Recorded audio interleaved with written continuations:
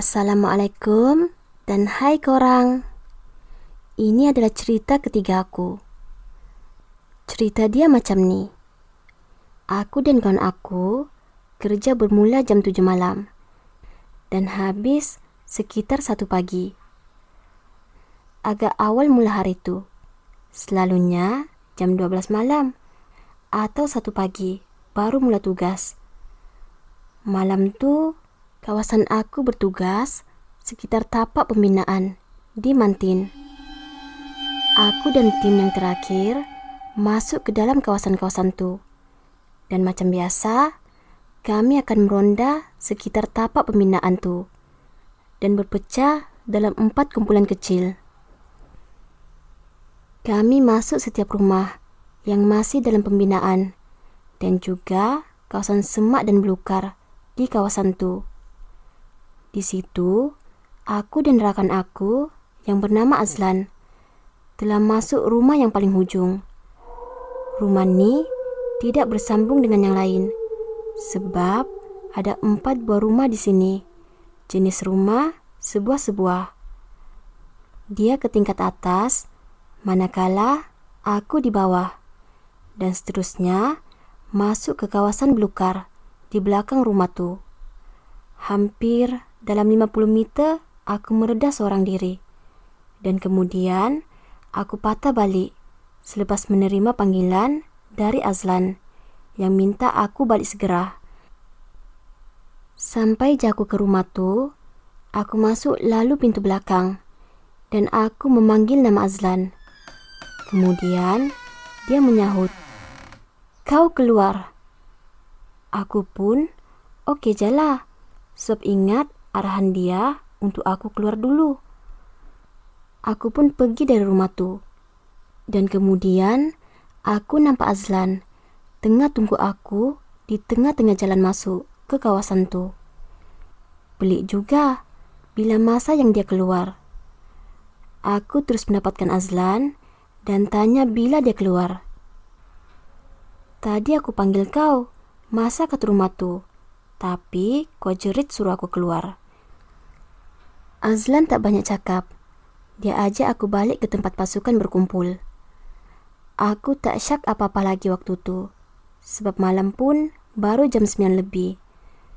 Sampai di tempat pasukan berkumpul, Azlan terus cerita yang pada waktu diperiksa tingkat atas rumah tu, dia tersulus 1 lembaga perempuan yang berbaju putih dan bermuka bengis. Sekelip mata, lembaga tu hilang dan Azlan terus turun dan keluar segera. Habis, siapa yang jerit suruh aku keluar? Suara sebiji macam kolan. Benda ni tak selesai kat situ je. Habis pemeriksaan, kami terus stand down dan tiada kes melibatkan bidang kuasa kami. Jadi, kami minta izin untuk gerak balik ke Jelebu. Nasib baik, aku dan Azlan kerja di Jelebu dan kami tinggal di rumah bujang yang sama. Dan kebetulan, dia tak balik Melaka hari tu. Selepas selesai menyimpan semua peralatan di Pejabat Seremban, kami terus minta izin dengan penyelia untuk bergerak pulang. Waktu tu sudah jam 2 pagi. Dalam perjalanan, kami singgah di sebuah restoran mamak untuk makan dulu dan berehat seketika. Sambil tu, si Azlan ni bercerita tentang perempuan yang dia nampak tadi. Katanya, masa mula-mula masuk rumah tu, dia menghidu bau bangkai. Selain tu, rumah tu macam dah lama ditinggalkan dan seperti tidak disambung kerja-kerja pembinaan. Bila dia masuk tingkat atas, dia terus nampak lembaga tu. Sekelip mata, dia tengok lembaga tu hilang. Tapi, bau busuk makin kuat. Dan lepas tu, dia terus turun ke bawah dan lari keluar. Dan masa dia lari tu, dia suluh lampu ke arah rumah tu. Dia nampak lembaga perempuan tu di atas bumbung rumah. Setelah agak jauh dan kawasan yang terang, baru dia hubungi aku. Jadi kiranya suara yang suruh aku keluar tuh adalah suara lembaga tuh.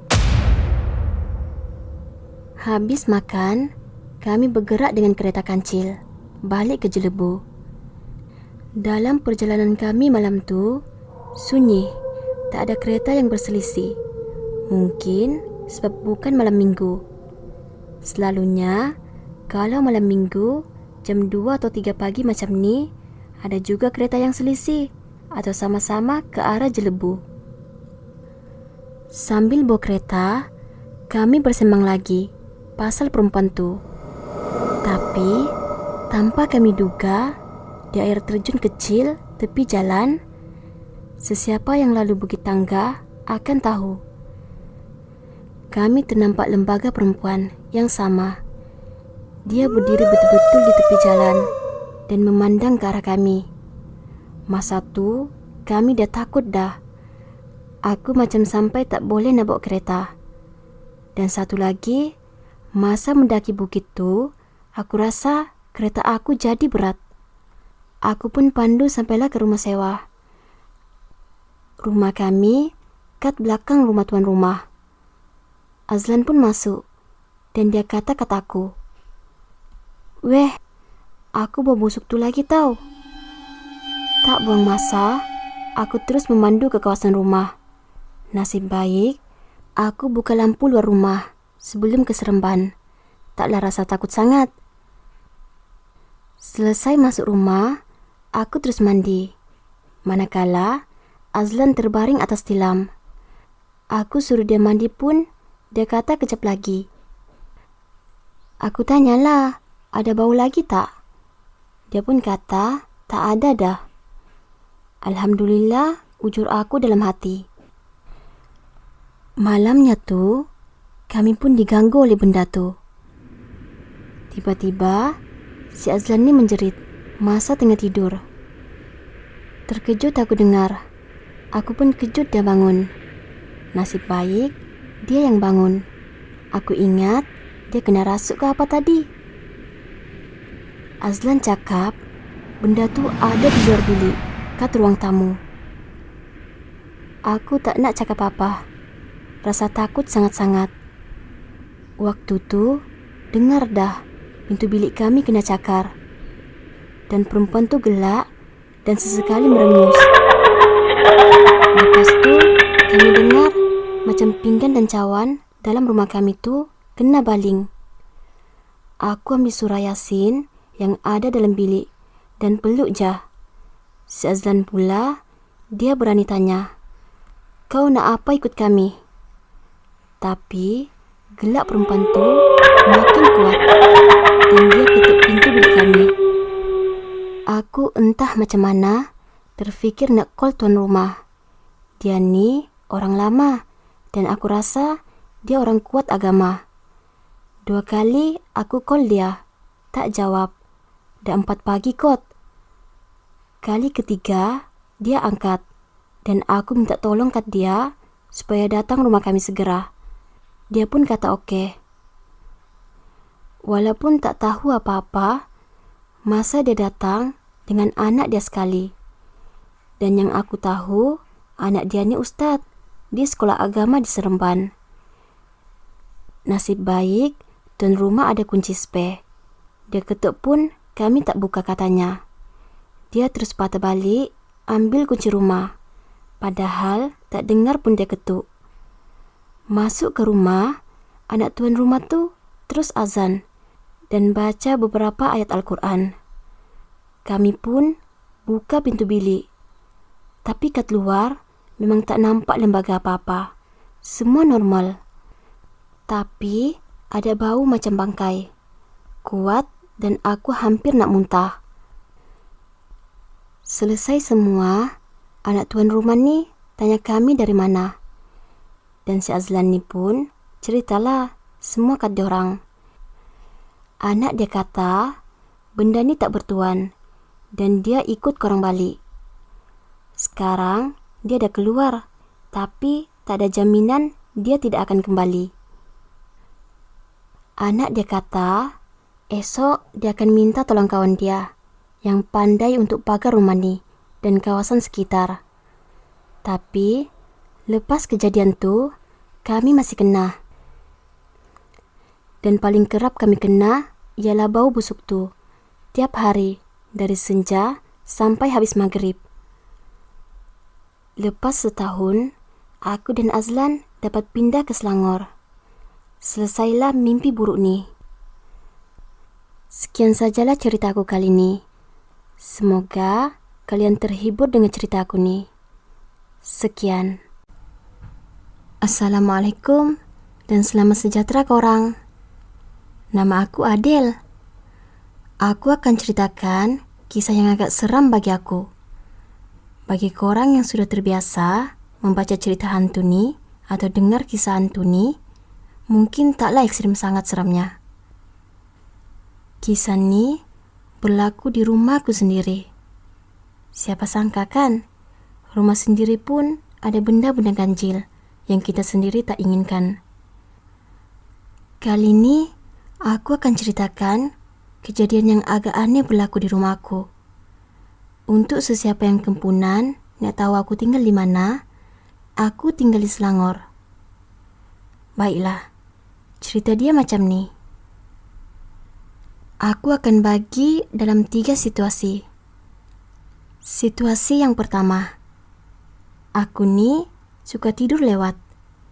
Bila semua ahli keluargaku sudah tidur, aku pula tengok telefon bimbit, layan TikTok, sampailah pukul 2 hingga 3 pagi. Habitku ni sudah jadi perkara biasa. Pada suatu malam tu, aku macam biasalah, tengok telefon dengan penuh keasyikan. Tiba-tiba, aku terdengar pintu bilik. Bukan pintu bilik aku, terbuka dan tertutup banyak kali. Aku pun hairanlah. Ada orang yang tak tidur lagi kah?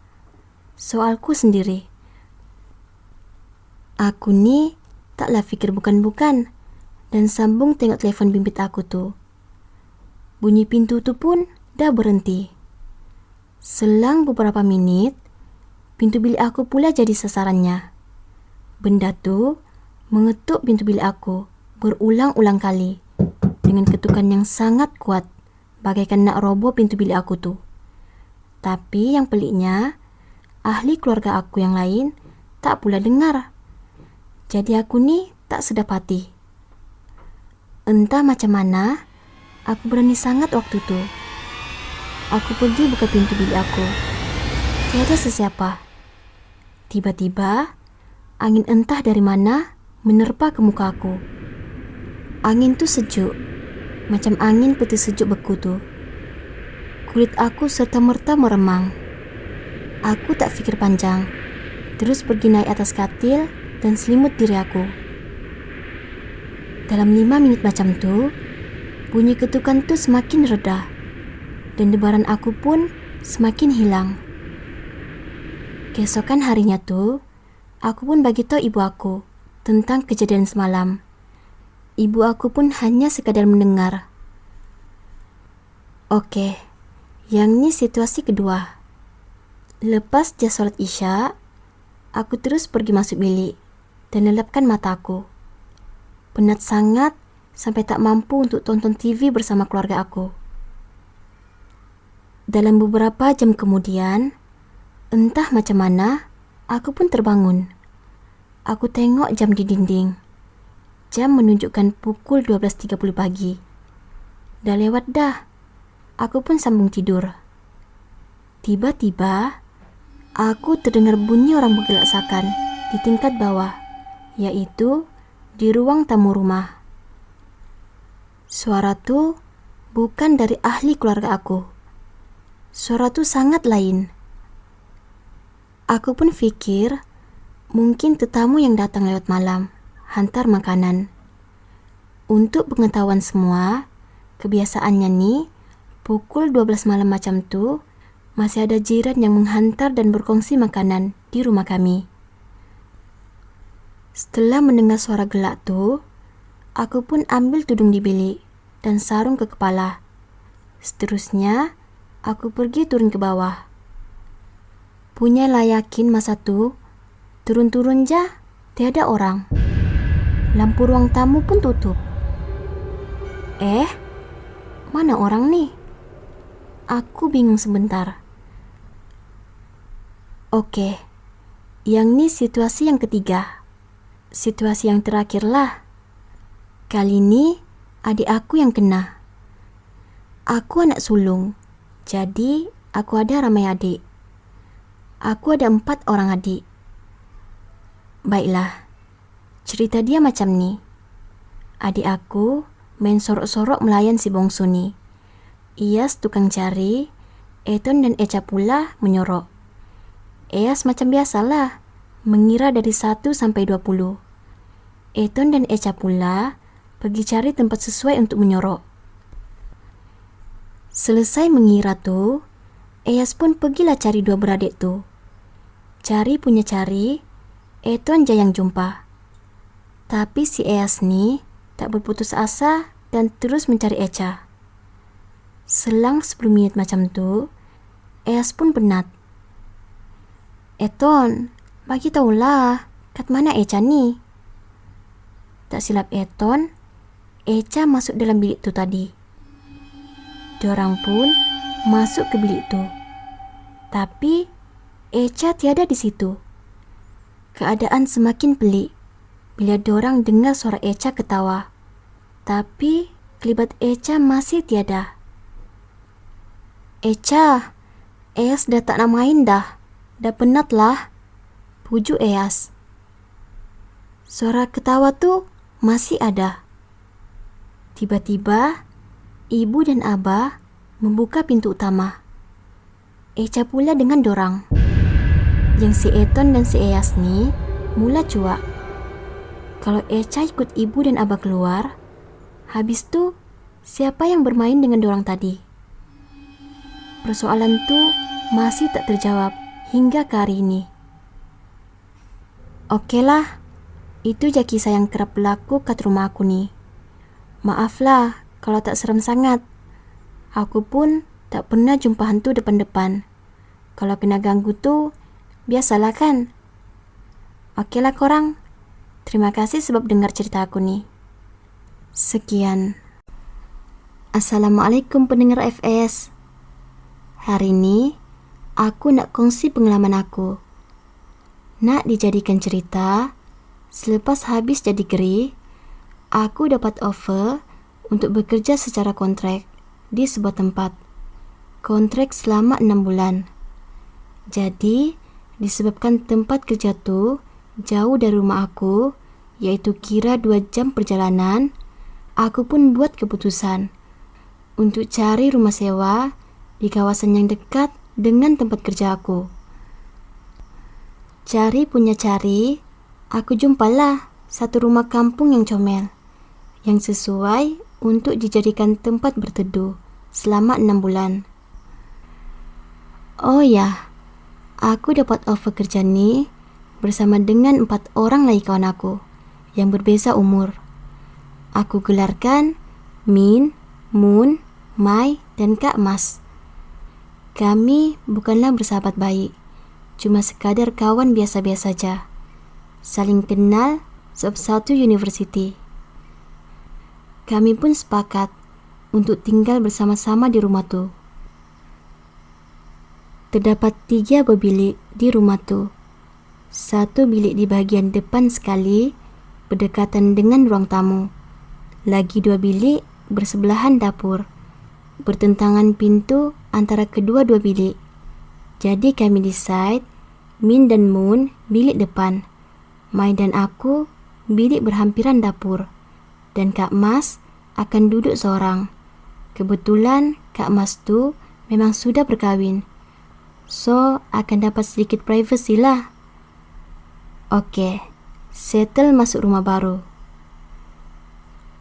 3 bulan pertama, kami hidup aman bahagia sentosa, tanpa ada apa-apa gangguan. Tapi, keamanan kami terganggu pada bulan berikutnya. Suatu hari tu, Mai ada bagi tahu aku yang dia selalu ternampak seperti kelibat seseorang melintas di ruangan dapur. Dan kadang-kadang dia rasa macam ada orang lain yang tinggal dengan kami semua. Tapi hal ini Mai hanya cerita dekat aku, sebab Kak Mas, Min dan Moon agak tak percaya dengan benda-benda macam ni. Sehinggalah ada bunyi kedengaran. Bergema bunyi itu di balik dinding. Rumah kami pula sejenis rumah yang bila benda jatuh ke atas lantai memang akan bergema. Lantas terdetik di hati ni untuk bangun dan lihat keluar bilik. Siapakah gerangan yang sedang rancak di dapur? Sebab dari pintu bilik kami ni, kami hanya perlu keluarkan sedikit kepala dan toleh ke kiri. Akan terus terlihat dapur gas tempat kami memasak. Tapi otak separuh warasku menegah aku untuk terus bangun dan memaksa aku untuk berfikir, siapakah gerangan yang tengah memasak di dapur pada waktu sebegini. Jadi aku pun batalkan niat aku buat macam tiada apa yang berlaku. Aku pun sambung tidur aku dengan memasang earphone sambil mendengar surah Al-Mulk. Keesokan harinya tu, aku pun tanya kepada seisi rumah, ada siapa-siapakah yang bangun masak sahur pagi tadi? Dan ternyata benar jangkaan aku. Jawabannya tiada. Habis tu, yang aku dengar bunyi rancak sudip bertemu kuali tu, siapa yang tengah memasak? Rumah kami ni jauh dari rumah jiran-jiran lain. Mustahil jiran terdekat memasak bunyi sebegitu kuat. Aku pun ceritalah apa yang aku dengar. Dan ternyata Kak Mas, Min dan Moon kurang percaya dan berkata mungkin aku berimajinasi, tersalah dengar atau bermimpi. Kak Mas kata yang dia ada juga terjaga pada pukul 3 pagi, tapi dia tak dengar apa-apa bunyi pun di dapur. Mungkin aku seorang je yang dengar. Di dalam rumah tu, aku adalah insan terawal yang akan bangun untuk elakkan sesi berebut ke tandas. Dan orang kedua yang akan menyusul adalah Kak Mas. Pada suatu pagi, sekitar jam 5.30 pagi, waktu aku buka pintu bilik aku, sekujur tubuh terbaring di depan bilik aku. Rupa-rupanya, itu adalah Kak Mas. Apalagi, kelang kabut aku memanggil kawan-kawan aku, lantas mengejutkan Kak Mas. Bila dia tersedar, aku pun tanya keadaan dia dan kenapa dia boleh terbaring di situ. Lama dia berdiam dan akhirnya dia menjawab. Dia kata tiada apa yang berlaku. Kebetulan hari itu adalah hari Jumaat, bermakna petang tu masing-masing akan membawa diri pulang ke kampung untuk cuti hujung minggu. Kemuskilan bermain di fikiran kami semua. Tapi jika Tuan punya badan tak mau berkata apa-apa, kami terpaksa akur dengannya. Sesampainya kami di tempat kerja, kebetulan memang aku dan Kak Mas ni ditempatkan di jabatan yang sama pada waktu tu. Kak Mas tiba-tiba datang menghampiriku dan dia mulai bercerita tentang apa yang jadi malam tu, sampai dia boleh terbaring dekat depan bilik kami. Waktu tu jam menunjukkan pukul 3.15 pagi. Tiba-tiba Kak Mas tersedar dari tidurnya. Dia dengar ada bunyi seperti sudip bertemu kuali, dan bunyi itu macam seseorang sedang memotong sesuatu. Dan kedengaran juga suara seperti orang sedang bersembang. Kak Mas pun bangun. Siapa yang sedang berada di dapur? Mungkin Mai dan aku sedang memasak untuk bersahur. Fikirnya sebab Mai dan aku ni sering berpuasa ganti maupun sunat. Lalu dengan positifnya tu, Kak Mas pun bangun dan keluar dari bilik. Kakinya terpaku, tubuh membeku di depan bilik. Apa yang dia lihat adalah benda yang tak pernah terlintas di pikirannya.